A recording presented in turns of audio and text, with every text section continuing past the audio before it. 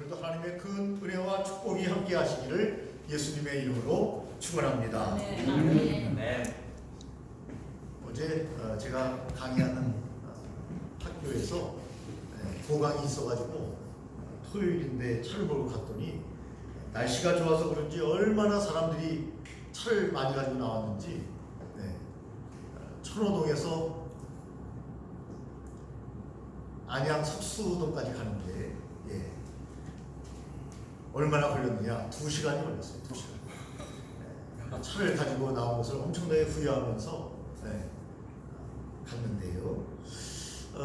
그런데 이제 라디오를 지루하니까 라디오를 듣고 가는데 어떤 선자의 이야기가 이렇게 나오고 사회자가 이야기하는데 엄마 냉장고에 우리 집 냉장고에 새가 살아요. 새가 이렇게 선자가 물어보더라고요. 무슨 냉장고에 새가 사냐? 근데 할머니가 새가 산다고 하는데요. 문 열지 마. 전기세 날아간다. 전기세 날아간다. 이런 얘기를 할머니가 계속 반복하니까 선자가 그것을 듣고 있다가 우리 집에 새가 살고 있구나. 새가 날아가니까 문을 열지 말라고 하는구나. 그렇게 엄마에게 얘기했다는 아재 개그 같은 그런 이야기가 나왔는데 지루하다 보니까 간단한 개그인데도 웃음이 나오더라고요. 여러분들도 오늘 오후에 우리 주태화 교수님께서 귀한 강좌를 준비하고 계시는데 웃음에 대한 것입니다. 그래서 웃음 치료, 웃으며 건강 챙기며 라는 주제로 오늘 오후에 문화 모임을 갖게 되는데 여러분 오래 살기를 다 희망하고 있지 않습니까? 그런데 웃음이 참 중요하다고 합니다. 문화 모임 단톡방에 들어가시면 우리 또 김세준 교수님께서 거기다 영상을 올려놨는데 한번 보시고 좀 오후에 좀 다 참여를 하셨으면 좋겠어요. 특별한 일정이 없는데도 불구하고 막합하식으로 그냥 막 하시는 분들이 있는데 여러분 주일날은 주님의 날이니까 딱 시간을 좀 떼어놔야 되거든요. 그래야 주님이 복을 주시는 거예요. 이 날은 성일입니다. 제가 누누이 강조하지만 우리의 날이 아니라는 말씀입니다. 그런 의미에서 다른 날과 동일하게 보내는 것은 하나님 보시기에 아름답지 못하다. 아멘이십니까? 아멘. 다른 날과 똑같이 지내는 것은 하나님 보시기에 아름답지 못합니다. 저와 여러분들이 그래서 오늘 오후 모임에도 또 식사 시간에도 함께 참여하셨으면 좋겠다 그런 생각을 합니다. 여러분 예수님 당시에 제자들은 잘 아시는 대로 특별히 마태, 마가, 누가, 요한복음, 사복음서라고 하지 않습니까? 기록을 합니다. 제일 먼저 마가복음이 나왔고요. 순서는 마태가 처음에 있지만 마가복음이 먼저 기록됐습니다. 마태, 마가, 누가, 요한복음 중에 세 사람이 예수님의 제자, 사도들이 기록했습니다. 그래서 여러분 저스틴이라고 하는 유명한 학자는 그런 이야기를 했습니다. 복음서의 형식은 메모 아니다. 메모 안 쓰다. 이렇게 이야기했습니다. 무슨 말이냐면 전기라는 거죠. 전기. 전할 전 기록할 기자. 그러니까 다른 말로 하면 예수님이 이 땅에 살아계시면서 하셨던 말씀을 그의 제자들이 받아서 그것을 그대로 회고록을 쓰듯이 그분의 말씀을 담아 그대로 전달한 것이다. 사람들이 세월이 많이 지나면 이제 70, 80이 되시면 회고록을 쓰는 분들이 있습니다. 내 인생을 이렇게 살았다. 그것은 그러니까 소설이 아니고 자기의 삶을 바탕으로 한 마치 기사와 같은 거죠. 여러분 소설가와 기자는 완전히 다릅니다. 같이 글을 쓰는 사람이지만 여러분 기자는요 스트레이트 기사, 사실 보도를 하는 사람들입니다. 있는 그대로를 적는 거죠. 근데 왜 사람들이 기레기라고 얘기합니까? 사실 보도를 안 하고 왜곡하고 편파된 보도를 하기 때문에 기레기다, 이런 이야기를 하는 겁니다. 있는 그대로 써야 되는 거죠. 그러나 소설가는 어떻습니까? 가짜로 만들어내는 거죠. 그럴듯하게 가짜로 마치 드라마 작가가 드라마를 쓰듯이 만드는 것이기 때문에 그것은 사실상 가짜죠. 그런데 재미있게 만들었기 때문에 사람들이 영화처럼 마음을 갖고 보는 거죠. 여러분, 예수 그리스도께서 이 땅에 오셨습니다. 하나님의 아들로 이 땅에 오셨습니다. 그리고 그의 제자들은 전기 그분의 하신 말씀과 삶을 바라보며 그대로 그분의 복음을 여러분 기록한 것이 마태, 마가, 누가, 요한복음, 그리고 신약 성경입니다. 그러니까 어떤 사람들은 기적의 사건이 나타나면 이거 봐라 성경에 기적의 사건이 나타나는데 이것을 믿을 수 있느냐? 이런 일이 있을 수 있느냐? 이렇게 이야기하지만 예수님은 이 땅에 오셔서 그 일을 직접적으로 하신 것이고 그 당시에 동시대에 살고 있던 사람들이 그것을 목격한 것이고 목격한 그대로를 기록한 것인데 무엇이 잘못됐단 말입니까? 예수님은 하나님이신데 못할 일이 어디 있습니까? 죽은 자도 살리시는 분이 하나님이시고 온 천지만물을 창조하시고, 여러분 요즘 날씨가 너무너무 좋다고 말씀드렸는데 이 너무너무 좋은 날씨를 누가 주셨습니까? 하나님이 우리에게 선물로 이 땅에서 복을 누리고 살도록 우리에게 선물로 허락해 주신 것이 아닙니까? 여러분, 시계 하나도, 정교하게 만든 시계 하나도 여러분 얼마나 그것이 정교하고, 그런데 중요한 것은 그것을 만든 사람이 있다는 거죠. 여러분, 시계보다 더 정교한 인간을 여러분 진화를 통해서 혹은 우연히 인간이 만들어졌다. 얼마나 여러분 말도 안 되는 허황스러운 이야기입니다. 하나님께서 인간을 창조하시고 보시기에 좋았더라, 아니 보시기에 심히 좋았더라 말씀하시고 인간을 하나님이 하나님이 만드셨다는 겁니다. 해와 달과 별을 만드신 것처럼 동일하게 하나님은 우리를 만드셨습니다. 어떤 일간지를 보니까 진화론에 대해서 한 면을 할애해서 쫙 썼더라고요. 여러분, 진화가 아니고 창조인 것입니다. 하나님이 저와 여러분들을 창조하셨다는 것입니다. 그런데 왜 신약에 여러분 그 당시에 구전이 많이 이렇게 구전으로 전파가 됐는데 입으로 전파되면 되는데 왜 이렇게 책으로 문서로 이렇게 만들어야 되는가? 여러분, 딱 성경이 만들어지면 전파의 범위와 속도가 급속하게 빨라집니다. 여러분, 어떻게 사도들이 다 다니면서 복음을 증거할 수 있습니까? 전국 구석구석을 다니면서. 그런데 여러분, 놀라운 것은 문서화되면 이것이 여러분 엄청난 속도로 누구에게 전달될지 모르기 때문에 하나님께서 그들에게 감동을 주셔서 문서로 작성하도록 하신 겁니다. 여러분, 신문도 마찬가지 아닙니까? 일단 신문에 나오면 불특정 다수에게 언제 어디서 어떤 방법으로 전달돼서 읽힐지 아무도 모르는 겁니다. 그래서 신문에 나오는 것은 여러분 스크랩을 잘 해뒀다가 그것을 자기 책처럼 단행본을 만들어도 불법이 아닙니다. 왜냐하면 모두에게 오픈되고 저작권이 없는 거예요. 여러분, 예수님께서 이 땅에 오셔서 하나님의 아들로, 그리고 구약 성경에 보면 80번 이상 유대 땅 베들레헴에 메시아가 오실 것을 이미 예언하셨고 80번 이상 예언되어 있습니다. 구약 성경에 너희에게 메시아가 올 것이다. 메시아 대망 사상이 있지 않습니까? 이스라엘 백성들에게. 왜냐하면 구약 성경을 그들은 토라를, 주의 말씀을 늘 읽었기 때문에. 그래서 그 말씀대로 예수님이 이 땅에 오셨고 이 땅에서 사셨고, 가장 확실한 것은 그의 어머니, 여러분 어머니보다 아들을 잘하는 사람이 누가 있습니까? 그의 어머니 마리아가 예수 그리스도를 구세주로, 메시아로, 하나님의 아들로 인정했다는 사실이죠. 이것보다 더 확실한 게 없습니다. 그의 형제들이, 그의 육신의 형제들이 예수님을 메시아로 인정했습니다. 그리고 그의 제자가 됩니다.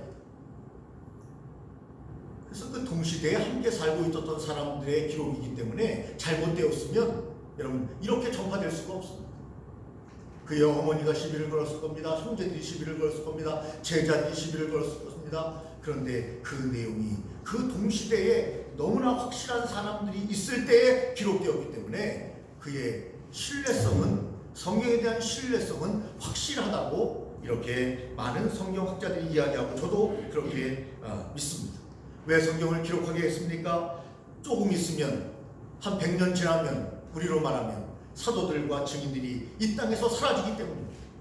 만약 성경 말씀이 없었다면 그들은 사라지고 더 이상 말씀을 증거할 수 없게 될지도 모릅니다. 그래서 하나님께서는 성령의 감동을 통해서 말씀을 기록하게 하셨습니다. 또한 말씀을 기록하신 이유는 뭡니까? 성경이 왜곡되거나 거짓으로 바뀌지 않기 위해서 하나님의 말씀을 딱 기록해 놓으셨습니다. 여러분, 초기 신자들은요, 이 성경이 딱 문서화되기를 간절히 바라고 있었습니다. 여러분, 초기 성도들은 무엇을 바라고 있었죠? 예수님이 곧 재림하실 것이다 하는 것을 확실히 믿고 있었습니다. 여러분, 지금 성도들은 예수님의 재림을 여러분 믿기는 믿어도 아이고 지금도 안 오셨는데 언제 오시겠는가, 내 세계에는 안 오실 것이다 생각하는 분들이 많은데, 하나님은 하루가 천년 같고 천년이 하루 같은 분이시기 때문에 우리의 시간 계산법과 다르신 분입니다. 성경은 분명히 그것을 말씀하고 계십니다.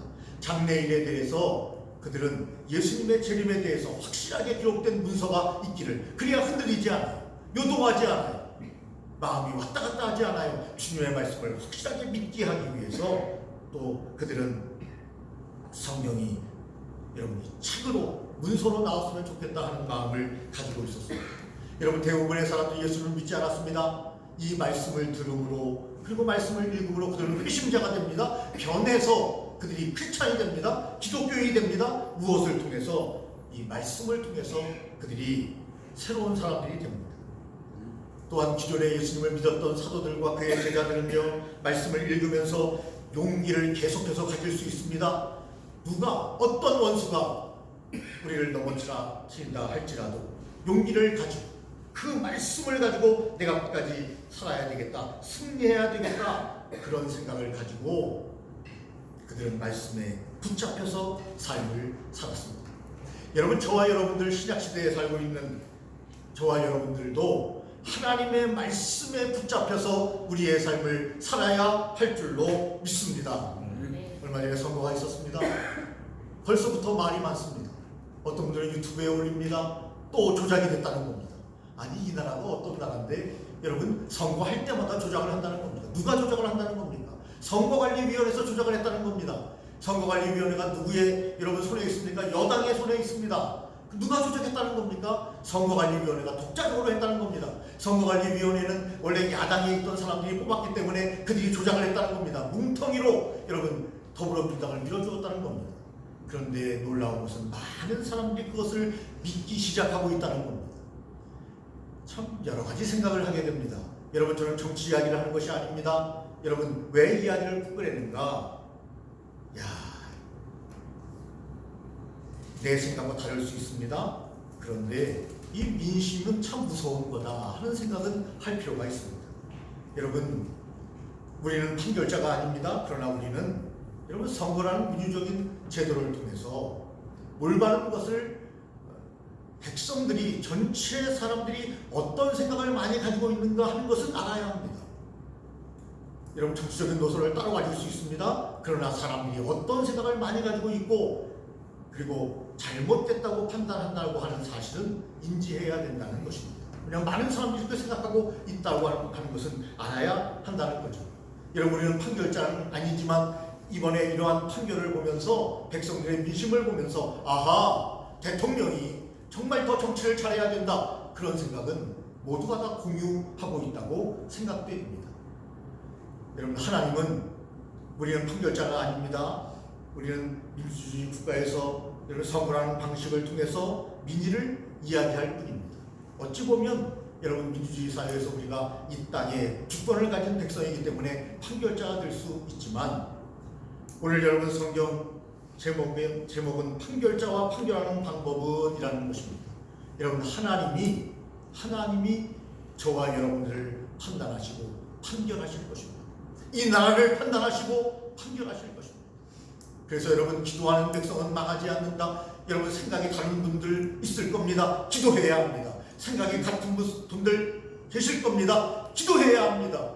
기도하는 민족은 망하지 않습니다. 왜냐하면 하나님이 주권을 가지시고 하나님이 모든 것을 바르게 판결하실 것이기 때문입니다. 여러분 성경에 보면 주로 구약에 많이 나와 있는데요. 오늘 본문도 우리가 함께 읽었습니다. 여러분 과거의 판결자는 누굽니까? 재판장이죠. 재판장. 그래서 오늘 출애굽기 21장 22절 함께 읽어보겠습니다. 출애굽기 본문입니다. 21장 22절 사람이 서로 싸우다가 다 덮으셨군요. 출애굽기 21장 22절 본문을 펴놓으시는 겁니다. 함께 읽습니다. 사람이 서로 싸우다가 임신한 여인을 쳐서 낙태하게 하였으나 다른 애가 없었으면 그 남편의 증소대로 반드시 벌금을 내되 재판장의 판결을 따라 낼 것입니다. 누가 판결합니까? 재판장이 판결합니다. 여러분 우리나라의 재판장들이 정말 얼마나 공정하게 법대로 잘 판결하는가 하는 것은 매우 중요합니다. 매우 중요합니다. 법대로 판결해야 합니다. 여러분 판결자는 재판장이다 이렇게 성경으로 이야기하고 있습니다. 또 옛날에 신명기서에 보니까요 21장 5절에 보니까 누가 판결을 했느냐? 제사장이 판결을 했습니다. 제사장이 판결을 했습니다.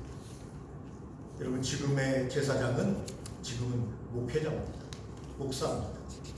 그런데 여러분 얼마나 목사가 현실을 뚜렷이 잘 알고 잘 판결할 수 있는가를 생각할 때 한국교회 목회자들의 영성이 많은 문제가 있다. 공평하게 판결해야 되잖아요. 정확하게 판결해야 되지 않습니까? 요동함이 없이 자로나 우로나 치우침이 없이 판결해야 되지 않습니까? 그런데 목사님들의 판결이 정확합니까? 여러분 향방이 없습니다. 그래서 정말 과거의 제사장들처럼 존경을 받으면서 판결을 잘 내려야 되는데 정말 우리가 더 하나님께 바로 서야 되겠다 그런 생각을 합니다. 여러분 사사시대에 보면 누가 판결을 했습니까? 사사가 판결을 했습니다. 사사는 행정의 수반이면서 그리고 종교의 여러분 종교 지도자였습니다. 평상시에는 종교 지도자로 있으면서 백성들을 다스리지만 전쟁이 나면 여러분 장군이 돼서 전쟁을 하러 나가는 1인 3역을 하는 사람들을 사사다 왕이 있기 전입니다. 사사들이 판결을 했습니다. 그 다음에 왕정이 되면서 어떻게 했습니까? 판결을 왕이 합니다. 그리고 황제가 판결을 합니다.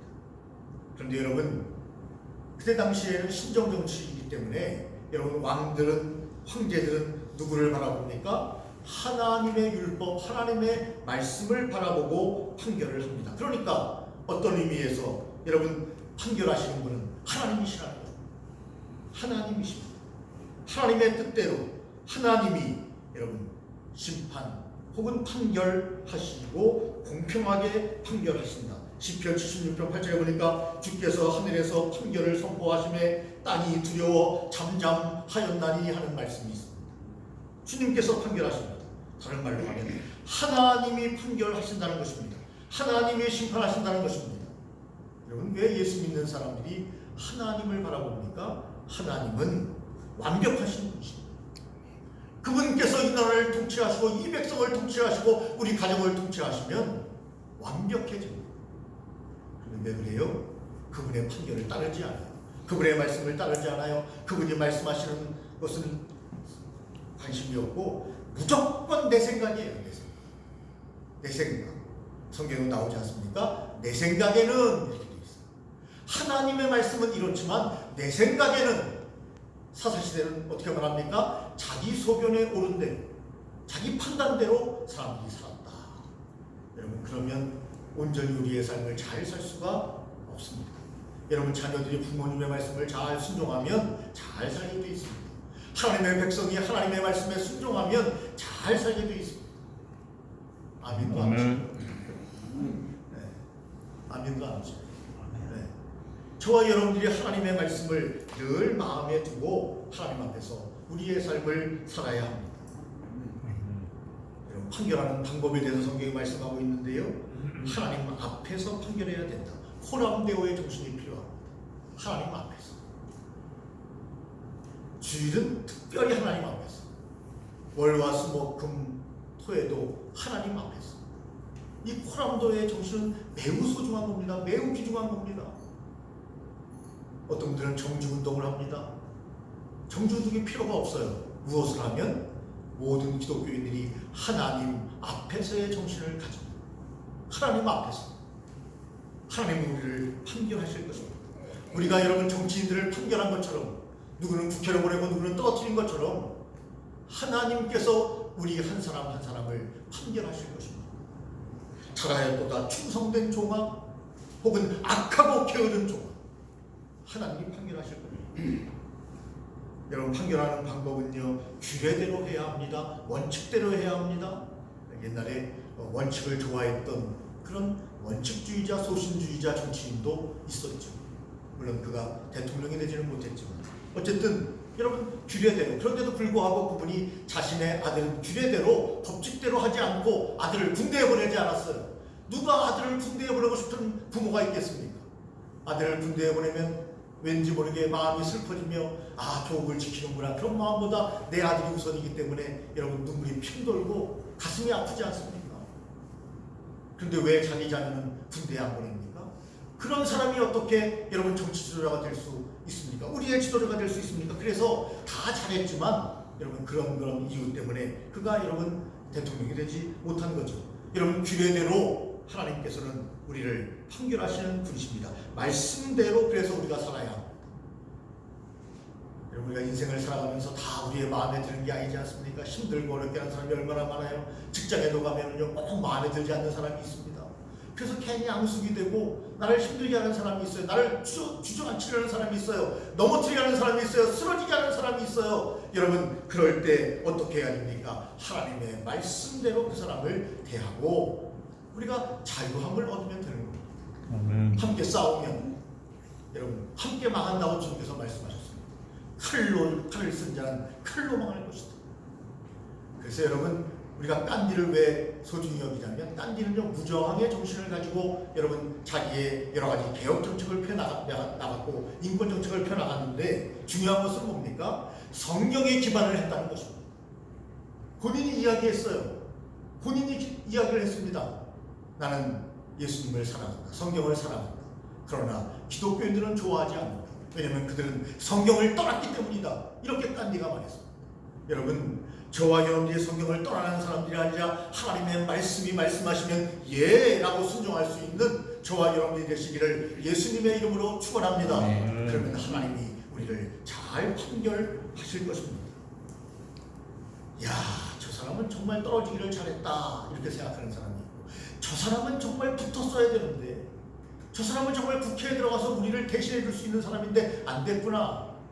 우리의 마음이 여러분 이렇게 저렇게 판단하는 것처럼 하나님께서는 우리가 얼마나 하나님의 뜻대로 잘 살고 있는가를 판결하시는 분이다. 그런데 그 원칙은 규례대로 율법대로 하나님께서 우리가 살아가기를 말씀하시고 하나님은 언제나 공정하신 분이십니다.